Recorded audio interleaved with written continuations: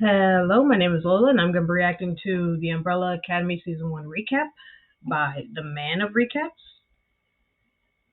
because my memory sucks and I barely remember Season 1, so here we go. Welcome to the Man of Recaps. This is the Umbrella Academy Season 1. Back in 1989, there were 43 mysterious births from women who were not previously pregnant. Eccentric billionaire and adventurer Sir Reginald Hargreaves went around the world collecting them. He got 7 of them, and they did indeed develop superpowers, so he formed them into a child superhero squad, the Umbrella Academy. In the present, they've all grown up. Number 1 is Luther. He's got super strength and is living on the moon. More on that later. Number 2, Diego, has super knife-throwing powers and is still doing the whole masked vigilante thing. Number 3, Allison, has become a movie star. She has the power to control people. If she says, "I heard a rumor," you do that thing. Number 4 is Klaus, the hilarious eccentric drug addict who absolutely steals every scene he's in. Number 5 disappeared at a young age, and number 6 had crazy tentacle monster powers, but he died young too. But he's managed to stay in touch with his brother Klaus. That's Klaus's power. He can talk to the dead. Last and least is number 7, Vanya. She was not on the team because she didn't have any superpowers. She's just an ordinary average violin player who wrote an expose on their family, which was also meh. But now their adopted father died, so the gang's back together for the funeral. Luther's the only one who stuck by Dad all these years. The rest of them hated him because he was a terrible father, only cared about the superhero team, had no idea how to raise kids. They were basically raised by their nanny, who they call Mom, and she is, by the way, a robot. Also their butler, Pogo, the genetically modified intelligent chimpanzee, because that's just how Sir Reginald Hargreaves rolled. So these siblings don't really get along, but their unique upbringing has bonded them together. There's a beautiful scene where Luther cranks the music, and they're all dancing in their own weird way in different rooms of the house.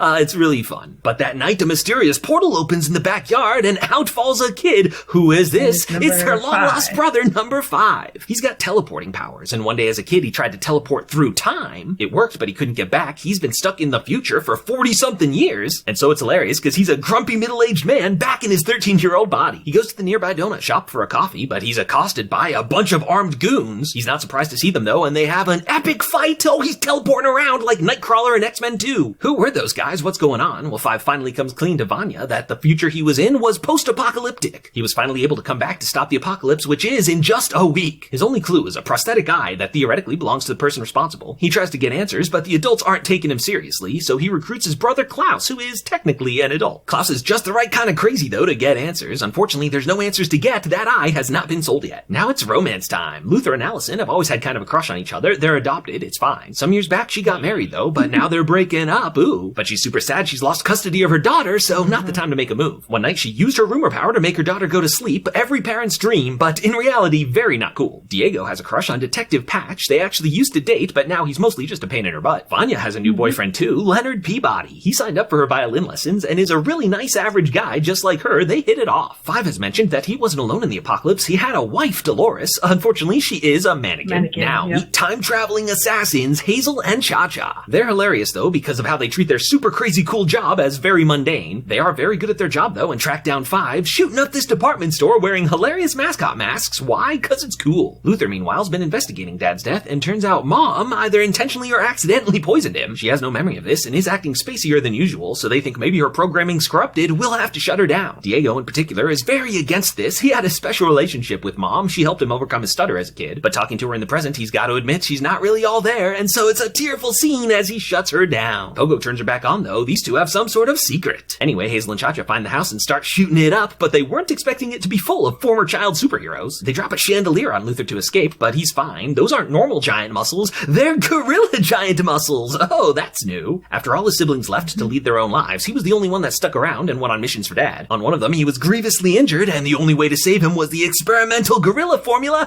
Oh, he's super hairy now. While this whole fight was going on, Klaus was blissfully ignorant, so Hazel and Cha-Cha kidnapped him on their way out. They tried torturing him, but mostly he's into it, and he doesn't know anything anyway. He does remember, though, that 5 mentioned the apocalypse, and so Hazel and Cha-Cha realize if they do their job and kill 5, they'll be causing the apocalypse, which gives Hazel second thoughts. As a side effect of being kidnapped, though, Klaus is starting to sober up, which gives him a better connection to ghosts. In fact, that's why he's high all the time. It's the only way to shut him out. Now, though, he finds himself surrounded by all the people Hazel and Cha-Cha have killed, and when he starts talking to him for him, Hazel's having even more doubts. He loves donuts and is starting to have a crush on the donut girl Agnes. She wants to retire and travel the country bird watching, and Hazel's like, yeah, you know, that simple life sounds kind of nice. Around this time, Diego is patching things up with Patch. She is a good detective and finds Klaus almost immediately, but unfortunately, oh no, she gets shot! Diego is super sad, and now unfortunately his prints are all over the crime scene. During the fight, Klaus escaped through the air vent, which is where Hazel hid their time travel briefcase, so Klaus grabs it on his way out, and when he goes to open it, poof! Teleported through time! He pops back up the next morning, but it's been a whole year for him. He landed in the middle of the Vietnam War, where he accidentally enlisted. He met a real nice guy named Dave, and they fell in love, but no, Dave died in combat, and now Klaus is determined to sober up so he can see Dave again. Things are going great, by the way, with Vanya and Leonard, but today she's auditioning for first chair, and she's out of her anxiety meds, so she starts to play and is average as usual, but wait, something's different this time. Oh, these guys are enraptured, and she gets it. But Leonard has a secret. He intentionally dumped her meds. What's going on with him? Now, Five finally fills in his brothers about the apocalypse and how they all die trying to stop it. After 40-ish years of surviving the apocalypse alone, he met a mysterious woman. She's called the Handler and works for a time travel commission that makes sure history happens as it's supposed to. She's here to recruit Five to become a time travel assassin, and so he spent years going around making sure history happened. One day, though, right before assassinating JFK, he finally figured out how he could travel back. For it to work, though, his body reverted to its 13-year-old self, and that brings us up to speed. Long story short, he arranges a meet with Hazel and Cha-Cha, but it's interrupted by their brothers Klaus and Diego busting in an ice cream truck. Time freezes, though, for all but Five. The Handlers come back to recruit him again. He wants to stop the apocalypse, but she's like, yo, that just can't happen. Why don't you forget all this and come back work for us where you belong? So the next day, the siblings have all gathered to try to stop the apocalypse. Just then Vanya comes to invite them to her concert and sees they've called a family meeting without her, and this brings up years of resentment. They never treated her like part of the team. As she's venting to Leonard, the lampposts are all bending, and oh, she might have superpowers after all. Turns out she's always had these powers, but they were maybe too strong, so her father put her on medication to suppress them. Luther assumes the apocalypse might have something to do with why Dad sent him to the moon, but when he finds all the reports he sent never even opened, he realized Dad sent him there just to feel useful. The last 4 years of his life have been wasted. Luckily, Allison's there to console him. They go hang out in the fort they built as teenagers, and he finally confesses his feelings for her. They have a dressed-up, dreamlike La La Land dance number. It's a beautiful moment, and they have their first kiss. So Five has rejoined the commission, not as an assassin this time. He's being groomed for management, but he's playing them. He's really here just to learn more about the apocalypse. He sends Hazel and Cha-Cha messages to kill each other, then blows up all the briefcases and pieces out of there. This completely undoes that whole episode as it's Wednesday morning again, and this time Five drops in the middle of them. Hey, I just took out the time commission single-handedly. You're welcome. And now he knows who causes the apocalypse, a guy named Harold Jenkins. Harold Jenkins was a kid obsessed with the Umbrella Academy, but he had no powers, so was rejected humiliatingly. He also grew up with an abusive father, and so one day had enough and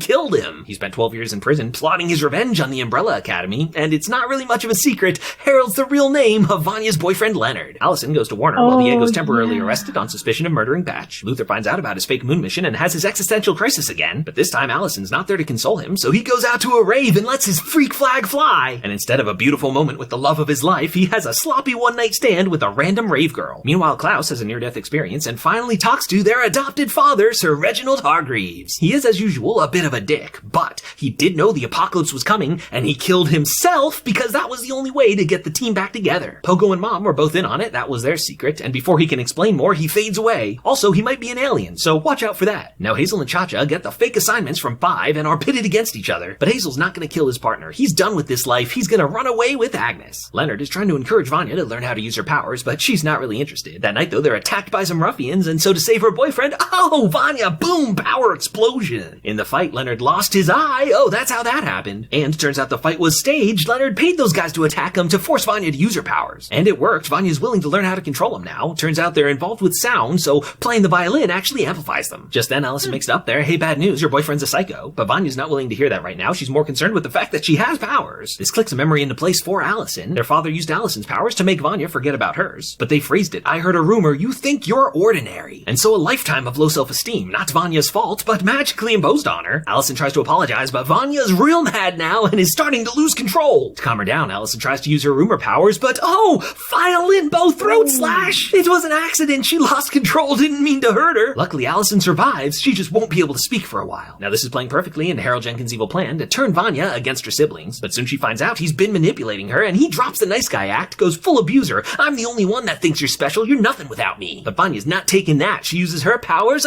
Stabs this scumbag. You go, girl. Vanya comes back to apologize for Allison, seek her family's forgiveness, but Luther doesn't trust her and locks her up. Allison pleads to let her go, but Luther's being a dumb, overprotective guy, and so keeps her locked up, which is a really good way to push someone over the edge to the dark side. Boom! Vanya busts out of there, full supervillain mode now. And it's pretty apparent that they changed some things, but Vanya's still gonna cause the apocalypse. Meanwhile, Cha-Cha's tracked Hazel down, gonna kill Agnes, but time freezes again and the handler's here. She apologizes for the mix-up, 5 sent you fake info, but now your real job is to go make sure the apocalypse happens and you can retire, do whatever you want. But Hazel doesn't trust the company or his partner anymore, and boom, blasts Cha-Cha out of the car, goes in there, shoots the handler, and rescues his lady love. Meanwhile, Vanya's concert is tonight, and though she's gone full supervillain now, she still pays her bus fare. She's playing in this concert no matter what. Allison thinks she can calm her down, but the boys aren't taking chances, go to tackle her, which does not work. She's fiddling harder than ever now. In fact, she's turning all white, and one could reasonably assume that when she finishes this song, the world will explode. There's more time goons after him, but now it's Klaus's time to shine. As he sobered up, he's learned he can not just talk to ghosts, but feel them too. That's never happened before. So he powers up and physically manifests his brother Ben that, tentacle monster power takes all these guys out. The boys try one last time to tackle Vanya, which still doesn't work. But while she's distracted with her brothers, Allison got behind her. She can't bring herself to kill her sister though, puts it next to her ear to blam, distract her. Yes, they saved their sister and the world. Or wait, did they though? All the power she was channeling shot off harmlessly into space, except the moon was in the way, so not so harmlessly. Yep, by trying to stop the apocalypse, you ended up causing it. Classic time travel. So it's apocalypse time. Hazel managed to grab a briefcase and he and Agnes peace out. Cha-Cha not so lucky. The team's only hope is for 5 to time travel him out of there, but who knows where they'll end up, and that's how season 1 comes to an end. No. Hit that subscribe button for more of the best recaps of TV and movies, and click the join button to support the channel and be a recap champion. Yeah, like some parts of there, like, man, some I completely forgot. Like, oh, man.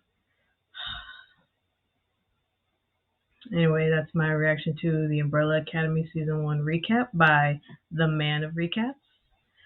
See ya in the next one. Bye.